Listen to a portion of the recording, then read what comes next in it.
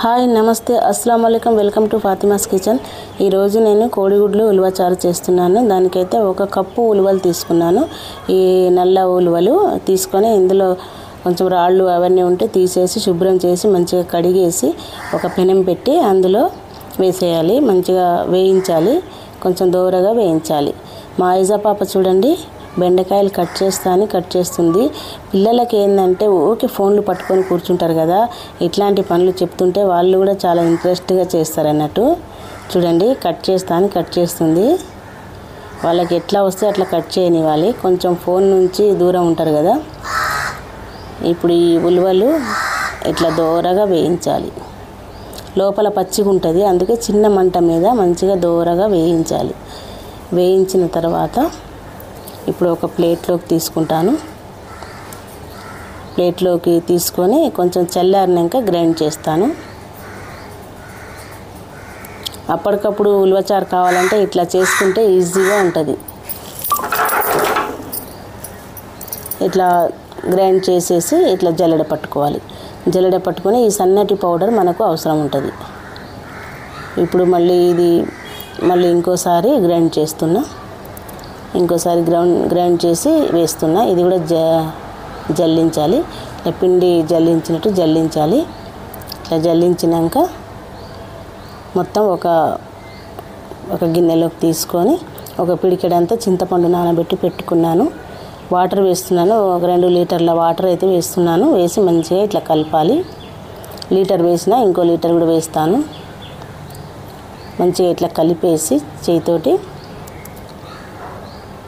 ఇంకో litre water 2 లీటర్ల water వేసాను. 2 లీటర్ల వాటర్ వేసి పొయ్యి మీద పెట్టి మంచిగా మసాలా పెట్టాలి.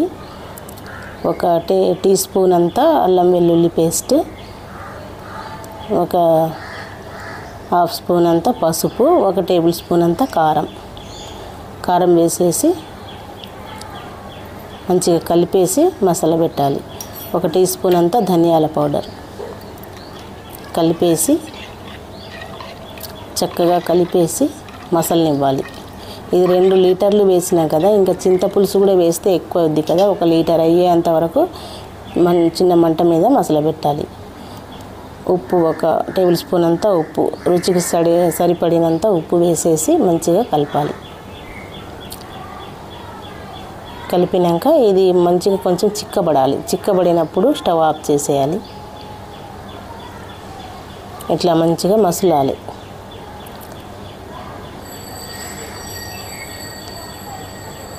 ఒక 20 మినిట్స్ అన్నా మంచిగా మసలాలి. 20 మినిట్స్ తర్వాత చూపిస్తాను. కోడిగుడ్లు అయితే పక్కన పెట్టినా అవి కూడా బాయిల్డ్ అవుతున్నాయి. ఇట్లా మసులుతుంటే చింతపులుసు వేయాలి. ఫస్టే వాటర్తో పాటు చింతపులుసు వేయకూడదు. పులుపు అనేది తగ్గిపోద్ది అన్నట్టు. ఇట్లా వేస్తే మసులుతున్నప్పుడు వేస్తే టేస్ట్ ఉంటుంది. ఇప్పుడు 1 రెమ్మ కరివేపాకు వేసి మంచిగా కలిపేసి ఇంకా కాసేపు మసలనివ్వాలి. మొత్తం 20 మినిట్స్ మసలాలి. ఇది 20 మినిట్స్.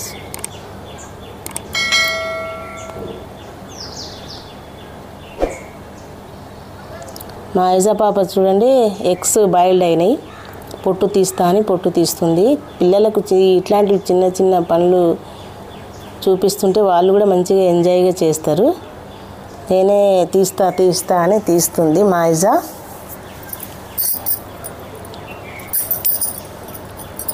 చూడండి ఎంత చక్కగా తీస్తుందో అసలు.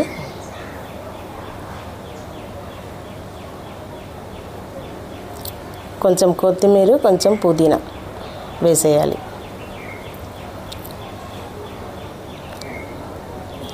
ఇంత చిక్కగా పడేంత వరకు మసలనివ్వాలి. ఇప్పుడైతే పక్కన పెట్టేస్తున్నా.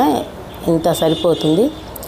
ఒక చిన్న కడాయి తీసుకొని అందులో సరిపడినంత ఆవాలు పోసేసి నూనె ఒక పావున్నర అంత నూనె వేసిన ఆవాలు, జీలకర్ర, ఎండుమిరపకాయలు పోపు వేసేసి ఇప్పుడు ఒక ఉల్లిగడ్డ కట్ చేసి వేస్తున్నా. ఒక ఉల్లిగడ్డ వేసేసి కొంచెం ఫ్రై కావాలి. ఉల్లిగడ్డ కొంచెం ఫ్రై అయినాక ఒక పావు టీ స్పూన్ అంత అల్లం వెల్లుల్లి పేస్ట్, పావు టీ స్పూన్ అంత పసుపు వేసి మంచిగా కలపాలి. కలిపినాక